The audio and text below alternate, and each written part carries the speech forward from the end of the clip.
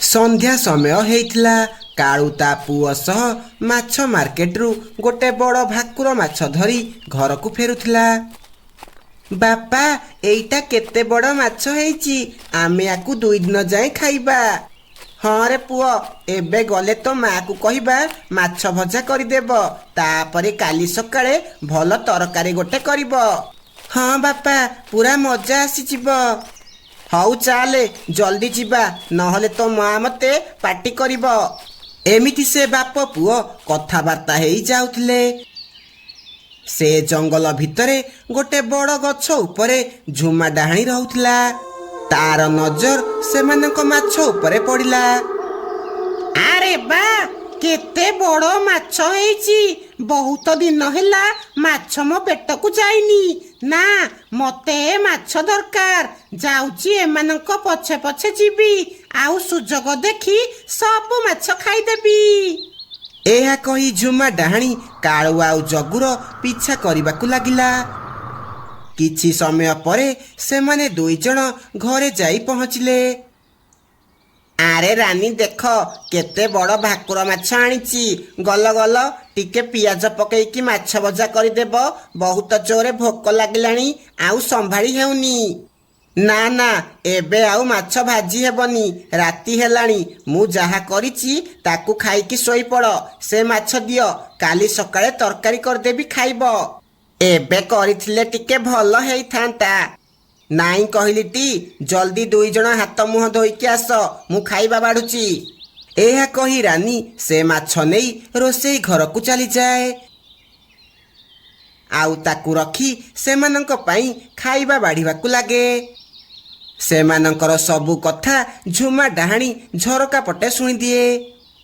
କଣ ମାଛ ତରକାରୀ? ମୁଁ ତ ଭାବିଥିଲି କଞ୍ଚା ମାଛ ଖାଇ ବୋଲି। ନା ନା, ସେ କାଲି ସକାଳେ ମାଛ ତରକାରୀ କରିବ ବୋଲି କହିଛି। ଆଉ ଟିକେ ଅପେକ୍ଷା କରିଦେବି, କାଲି ସକାଳେ ଖାଇବି। ହେଲେ ଏବେ ମୁଁ ରହିବି କୋଉଠି? ସେତିକି ବେଳେ ତାର ନଜର ଗାଧୁଆ ଘର ଉପରେ ପଡ଼ିଲା। ତାର କବାଟ ଟିକେ ଖୋଲା ଥିଲା। ଆରେ ବା, ମତେ ମିଳିଗଲା ରହିବାକୁ ଜାଗା। ଯାଉଛି ଏ ଗାଧୁଆ ଘରେ ରହିଯିବି। ଏହା କହି ସେ ଗାଧୁଆ ଘରେ ପଶିଗଲା। ସେପଟେ କାଳୁ, ରାନୀ, ଜଗୁ ଖାଇବା ଖାଇଲେ। ତାପରେ ସେମାନେ ଶୋଇ ପଡ଼ିଲେ। ଓହୋ, ମାଛ ଖାଇବା ଲୋଭରେ ଏଠିକି ଆସି ଫସିଗଲି। ଏମାନେ ଗୋଟେ ରହୁଛନ୍ତି ଯେ ଏକ କରିକି ପାଣି ଢାଉନାହାନ୍ତି। ଓହୋ, କି ଗନ୍ଧ, ଆଉ ରହି ହେଉନି। ଏମିତି କହିଲା ବେଳେ ତାର ହାତ ସାବୁନ ଖୋଳା ଦେହରେ ବାଜିଯାଏ, ଆଉ ତଳେ ପଡ଼ିଯାଏ। ଶବ୍ଦ ଶୁଣି ରାନୀ ନିଦ ଭାଙ୍ଗିଯାଏ। ଆରେ କଣ ହେଲା? କଣ ତଳେ ପଡ଼ିଗଲା? ଏମିତି କଣ ଶବ୍ଦ ହେଲା?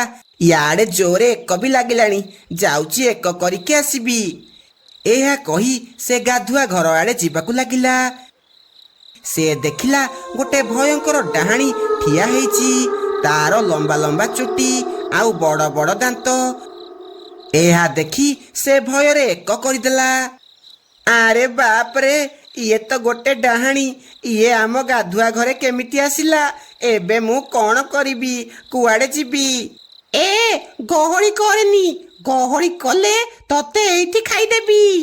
ଏହା ଶୁଣି ରାନୀ ସେଇଠି ବେହୋସ ହେଇଗଲା। ଆରେ ମୁଁ ମିଛ କହୁଥିଲି ରେ, ଇଏ ତ ସତରେ ଡରିଗଲା। ଯାଉଛି ଗୋଟେ କାମ କରିବି, ୟା ଦେହରେ ପଶିଯିବି, ଆଉ ଇଏ ସକାଳେ ଯେତେବେଳେ ମାଛ ତରକାରୀ କରିବ ମୁଁ ସବୁ ତରକାରୀ ଖାଇଦେବି। ହା ହା ହା ହା। ଏହା କହି ଝୁମା ଡାହାଣୀ ରାନୀ ଦେହରେ ପଶିଯାଏ, ଆଉ ଘରକୁ ଯାଇ ଶୋଇପଡ଼େ। ସକାଳୁ ଯେତେବେଳେ କାଳୁ ଉଠିଲା, ତାକୁ ରୋଷେଇ ଘରୁ ଜୋରେ ଜୋରେ ଶବ୍ଦ ଶୁଭାଗଲା। ସେ ସିଧା ରୋଷେଇ ଘରକୁ ଗଲା। ସେ ଦେଖିଲା ରାନୀ ବସି ସେ ମାଛ କାଟୁଛି। ଆରେ ରାନୀ, ଏତେ ସକାଳୁ ସକାଳୁ କଣ ମାଛ କାଟୁଛ? ତମ ମୁଣ୍ଡରେ କଣ ବୁଦ୍ଧି ଅଛି କି ନାହିଁ? କାଲିଠୁ ମାଛ ଆଣିଲଣି, ଜଲ୍ଦି ମାଛ ନ କାଟିଲେ ମାଛ ପୋଚା ହେଇଯିବ। ହଉ, ଏତେ ଜଲ୍ଦି ଜଲ୍ଦି କାଟନି, ତମ ହାତ କଟିଯିବ। କିଛି ସମୟ ପରେ ମାଛ ତରକାରୀ ତିଆରି ସରିଲା। ଜଗୁ, କାଳୁ ଯେମିତି ଖାଇବା ପାଇଁ ବସିଛନ୍ତି, ରାନୀ ସେ ମାଛ ତରକାରୀ ଜୋରେ ଜୋରେ ଖାଇବାକୁ ଲାଗିଲା। ସେ କାଳୁ ଆଉ ଜଗୁର ବି ଖାଇବା ଖାଇଦେଲା। ଏହା ଦେଖି ସେମାନେ ଦୁଇ ଜଣ ଆଶ୍ଚର୍ଯ୍ୟ ହେଇଗଲେ। ଆରେ ତମେ ଇଏ କ'ଣ କରୁଛ? ତମେ ନିଜ ଖାଇବା ଖାଇଦେଲ ଆଉ ଆମର ବି ଖାଇଦେଲ। ବାପା ମାର କ'ଣ ହେଇଛି? ସେ ଏମିତି କ'ଣ ପାଇଁ ହଉଛି? କିନ୍ତୁ ରାନୀ ସେମାନଙ୍କ କଥା କିଛି ନ ଶୁଣି ସବୁ ମାଛ ତରକାରୀ ଖାଇଦେଲା ଆଉ ଦୌଡ଼ିକି ସେ ଗାଧୁଆ ଘରେ ପଶିଗଲା। ଏହା ଦେଖି କାଳୁ ମନେ ମନେ ଭାବିଲା, ଆରେ ଏ ରାନୀ ଏମିତି କ'ଣ ହେଉଛି? ଆଗରୁ ତ କାହିଁ ସେ ଏମିତି କେବେ ବି ହେଇନି। ନା, ମୋତେ ଲାଗୁଛି କିଛି ତ ଗଡ଼ବଡ଼ ଅଛି। ଯାଉଛି ସାଧୁ ବାବାଙ୍କ ପାଖକୁ ଯିବି, ସେ ହିଁ କିଛି ୟାର ଉପଚାର ଦେବେ। ଏହା କହି କାଳୁ ସାଧୁ ବାବାଙ୍କ ପାଖକୁ ଯିବାକୁ ଲାଗେ ଆଉ ତାଙ୍କୁ ସବୁ କଥା କହିବାକୁ ଲାଗେ। ବାବା, ମୁଁ କାଲି ସନ୍ଧ୍ୟାବେଳେ ମାଛ ଆଣିବା ପୂର୍ବରୁ ରାନୀ ଠିକ୍ ଥିଲା। ମାଛ ଆଣିବା ପରେ ସେ ଏମିତି ବ୍ୟବହାର କରୁଛି ଆଉ ତା ସ୍ୱର ବି ବଦଳି ଯାଇଛି। ସାଧୁ ବାବା ଧ୍ୟାନ କରିବାକୁ ଲାଗିଲେ ଆଉ କିଛି ସମୟ ପରେ କହିଲେ, ତୁ କାଲି ଯେତେବେଳେ ମାଛ ଆଣିକି ଆସୁଥିଲୁ, ଗୋଟେ ଡାହାଣୀର ନଜର ତୋ ମାଛ ଉପରେ ପଡ଼ିଲା ଆଉ ସେ ତାକୁ ଖାଇବା ଲୋଭରେ ତୋ ପଛେ ପଛେ ଘରକୁ ଆସିଛି ଆଉ ସେ ଆସି ତୋ ସ୍ତ୍ରୀ ଦେହରେ ପଶି ଯାଇଛି। ବାବା, ତାହେଲେ ମୋ ରାନୀ ଏବେ କେମିତି ଠିକ୍ ହେବ? ଆପଣ କିଛି କରନ୍ତୁ ବାବା। ତୁ ବ୍ୟସ୍ତ ହନି ବେଟା, ଆଜି ରାତିରେ ମୁଁ ସବୁ କିଛି ଠିକ୍ କରିଦେବି। ରାତିରେ ସାଧୁ ବାବା କାଳୁ ଘରକୁ ଗଲେ ଆଉ ସେ ଗାଧୁଆ ଘର ଆଗରେ ଗୋଟେ ମାଛ ଉପରେ ମନ୍ତ୍ର କରି ଥୋଇଦେଲେ। ମାଛ ବାସ୍ନା ଯେମିତି ହେଇଛି ରାନୀ ବାହାରକୁ ଆସେ। ଆରେ ବା, ଆଜି ବି ମାଛ ଆସିଛି। ଆଜି ତ ପୁରା ମଜା ଆସିଯିବ। ଏ ମାଛକୁ ଏବେ ଲୁଣ ଲଙ୍କା ମଡ଼େଇକି ଖାଇବି। ହା ହା ହା ହା। ଏହା କହି ଝୁମା ଡାହାଣୀ ରାନୀ ଦେହରୁ ବାହାରକୁ ଆସେ ଆଉ ସେ ମାଛକୁ ଚୋବେଇ ଚୋବେଇ ଖାଇବାକୁ ଲାଗେ। ସେ ଯେମିତି ଖାଇଛି ତା ଆକାର ଛୋଟ ହେଇଯାଏ। ସେତିକି ବେଳେ ସାଧୁ ବାବା ଘର ଭିତରକୁ ଆସନ୍ତି ଆଉ ସେ ଡାହାଣୀକୁ ଗୋଟେ କାଚ ଡବା ଭିତରେ ବନ୍ଦ କରିଦିଅନ୍ତି ଆଉ ତାକୁ ନେଇ ସେଠାରୁ ଯିବାକୁ ଲାଗନ୍ତି। କିଛି ସମୟ ପରେ ରାନୀକୁ ହୋସ ଆସେ। ଆରେ ମୋର କ'ଣ ହେଇଥିଲା? ମୋ ମୁଣ୍ଡ ଏତେ ଜୋରେ ଭାରି କ'ଣ ପାଇଁ ଲାଗୁଛି? ଆରେ ତମ ମୁଣ୍ଡ ବୁଲେଇ ହେଇ ତମେ ବେହୋସ ହେଇଯାଇଥିଲ। ଏବେ ତମେ ଠିକ୍ ଅଛ। ତାପରେ ସବୁ କିଛି ଠିକ୍ ହେଇଯାଏ। କାଳୁ ତା ପରିବାର ସହ ବହୁତ ଖୁସିରେ ରହିବାକୁ ଲାଗେ। ଆଜି ରବି ଚିଲର କୁକୁଡ଼ା ଫାର୍ମରେ ବହୁତ ଭିଡ଼ ଥିଲା। ବହୁତ ସାରା ପକ୍ଷୀ କୁକୁଡ଼ା କିଣିବାକୁ ଆସିଥିଲେ। ଆରେ ରବି ଭାଇ, ମୋତେ 2ଟା ମୋଟା ମୋଟା କୁକୁଡ଼ା ଦେଲ। ଆରେ ଭାଇ, ମୋର ସବୁ କୁକୁଡ଼ା ମୋଟା, କୋଉଟା ବି ପତଳା ନୁହଁ। ଇଏ ନିଅ ତମର 2ଟା କୁକୁଡ଼ା। ତାପରେ ବଣ୍ଟି କୁକୁଡ଼ା ନେଇ ସେଠାରୁ ଚାଲିଯାଏ। ଏମିତି ସେଦିନ ତାର ଭଲ ବେପାର ହୁଏ। ରବି ପୁଅ ଚିଲୁ ବି କୁକୁଡ଼ା ପାଳିବାରେ ବହୁତ ସାହାଯ୍ୟ କରୁଥିଲା।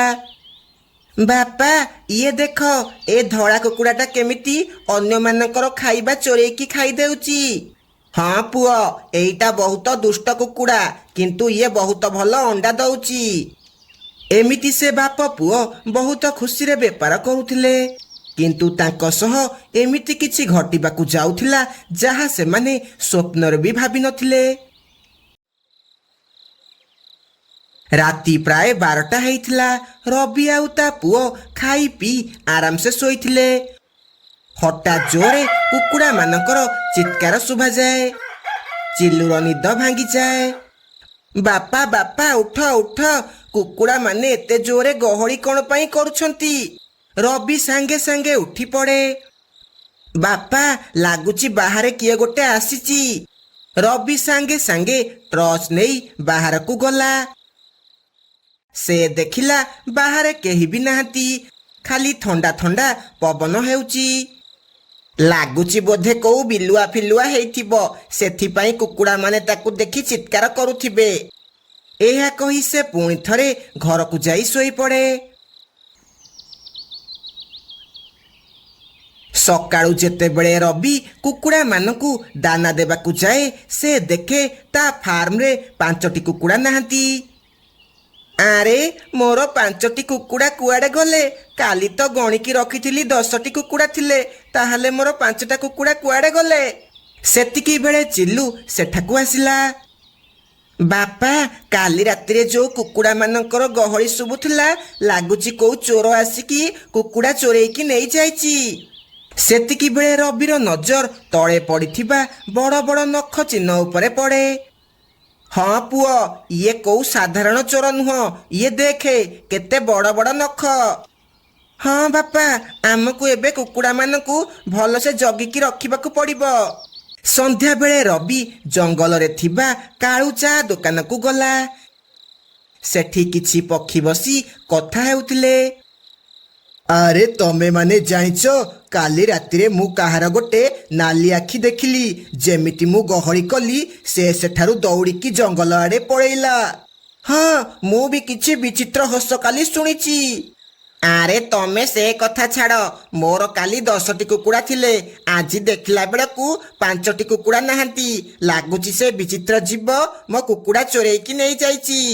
ମତେ ଲାଗୁଛି ଇଏ କୋଉ ବିଚିତ୍ର ଜୀବ ନୁହଁ, ଇଏ କୋଉ ଆତ୍ମାର କାମ।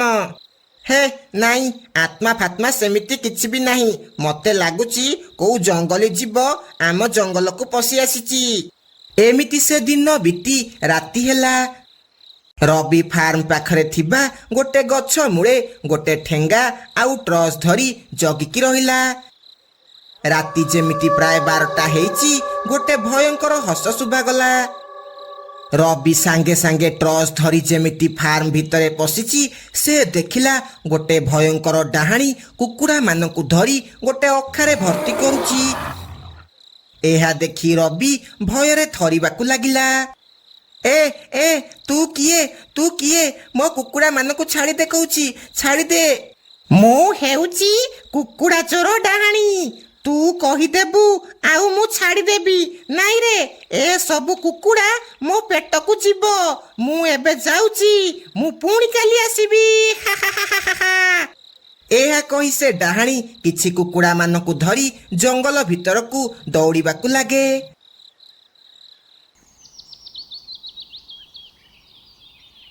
ସକାଳୁ ରବି ତାଙ୍କ ଜଙ୍ଗଲରେ ଥିବା ଲାଲା ତାନ୍ତ୍ରିକ ପାଖକୁ ଗଲା। ଆଉ ଯାଇ ସବୁ କଥା କହିଲା। ବାବା ବାବା, ଏଇ 2 ଦିନ ହେଲା ଗୋଟେ ଡାହାଣୀ ଆସି ମୋ ଫାର୍ମରୁ କୁକୁଡ଼ା ସବୁ ଚୋରେଇକି ନେଇଯାଉଛି। ଏମିତି ହେଲେ ମୁଁ ବେପାର କ'ଣ କରିବି? ମୁଁ ତ ପୁରା ବର୍ବାଦ ହେଇଯିବି। ତାହେଲେ ସେ ଫେରି ଆସିଛି? କିଏ ଫେରି ଆସିଛି ବାବା? ମୁଁ କିଛି ବୁଝିପାରିଲିନି। ଆରେ ଇଏ ହେଉଛି ବହୁତ ବର୍ଷ ତଳର କଥା। ଏ ଜଙ୍ଗଲ ଭିତରେ ଗୋଟେ ବୁଢ଼ୀ ରହୁଥିଲା। ସେ ସବୁବେଳେ କୁକୁଡ଼ା ସବୁ ଚୋରି କରି ବଜାରରେ ବିକୁଥିଲା। ଗୋଟିଏ ଦିନ ସେ ଚୋରି କଲା ବେଳେ ଗାଁର ପକ୍ଷୀମାନେ ତାକୁ ଧରିଦେଲେ, ଆଉ ତାକୁ ବାଡ଼େଇ ବାଡ଼େଇ ଏ ଜଙ୍ଗଲରୁ ବାହାର କରିଦେଲେ। ଏବେ ସେ ଡାହାଣୀ ହେଇ ଜଙ୍ଗଲରେ କୁକୁଡ଼ା ଚୋରି କରୁଛି। ତାହେଲେ ଏବେ କ'ଣ କରିବା? କିଛି ତ ଉପାୟ ଥିବ ତାକୁ ଶେଷ କରିବାର, ନହେଲେ ସେ ଆମ ଜଙ୍ଗଲରେ ଆଉ ଗୋଟେ ବି କୁକୁଡ଼ା ରଖିବନି। ତୁ ବ୍ୟସ୍ତ ହନି, ଆଜି ରାତିରେ ସେ ଆତ୍ମାର ଶେଷ ହେବ। ମୁଁ ସବୁ କିଛି ଠିକ୍ କରିଦେବି। ରାତିରେ ଲାଲା ତାନ୍ତ୍ରିକ ଯାଇ ରବିର କୁକୁଡ଼ା ଫାର୍ମ ଚାରିପଟେ ଅଗ୍ନି ଘେରା ବନେଇଦେଲା। ତାପରେ ସେମାନେ ରାତି 12ଟା ହେବାର ଅପେକ୍ଷା କଲେ। ରାତି 12ଟା ଯେମିତି ହେଲା, ସେ ଡାହାଣୀ ସେଠାକୁ ଆସିବାକୁ ଲାଗିଲା। ଆଜି ସବୁ କୁକୁଡ଼ା ନେଇଯିବି, ଆଉ ବଜାରରେ ନେଇ ବିକିବି। କେହି ମୋର କିଛି ବି କରିପାରିବେନି। ଏହା କହି ସେ ଯେମିତି ଫାର୍ମ ଭିତରେ ପଶିଛି, ଫାର୍ମ ଚାରିପଟେ ନିଆଁ ଲାଗିଯାଏ। ଇଏ କ'ଣ ବେ? ନିଆଁ କୋଉଠୁ ଆସିଲା? ସେପଟେ ଲାଲା ତାନ୍ତ୍ରିକ ମନ୍ତ୍ର ପଢ଼ିବାକୁ ଲାଗେ। ହଇରେ ଲାଲା ତାନ୍ତ୍ରିକ, ତୁ ରହ, ତତେ ଛାଡ଼ିବିନି। ତୁ ମୋ କାମରେ ବାଧା ଦଉଛୁ, ରହ। ଦୁଷ୍ଟ ଚୋର ଡାହାଣୀ, ଏଇ ଭୁଲ ତୁ କେତେଥର କରିବୁ? ବଞ୍ଚିଥିଲା ବେଳେ କେତେଥର କୁକୁଡ଼ା ଚୋରି କଲୁ, ଆଉ ଏବେ ଆତ୍ମା ହେଇ ପୁଣି ଥରେ ଚୋରି କରୁଛୁ? ଇଏ ନେ। ଏହା କହି ଲାଲା ତାନ୍ତ୍ରିକ ତା ଉପରେ ମନ୍ତ୍ର ଧୂଳି ପକେଇ ଦିଏ। ମନ୍ତ୍ର ଧୂଳି ପଡ଼ୁ ପଡ଼ୁ ତା ଦେହ ପଥର ହେଇଯାଏ। କିଛି ସମୟ ପରେ ଦୁମ୍ କିନା ଶବ୍ଦ ହୁଏ, ଆଉ ସେ ପଥର ପୁରା ଧୂଳି ହେଇଯାଏ। ସକାଳୁ ସବୁ କିଛି ଠିକ୍ ହେଇଯାଏ। ରବି ଆଗ ଭଳି କୁକୁଡ଼ା ବିକି ବହୁତ ଖୁସିରେ ରହିବାକୁ ଲାଗେ।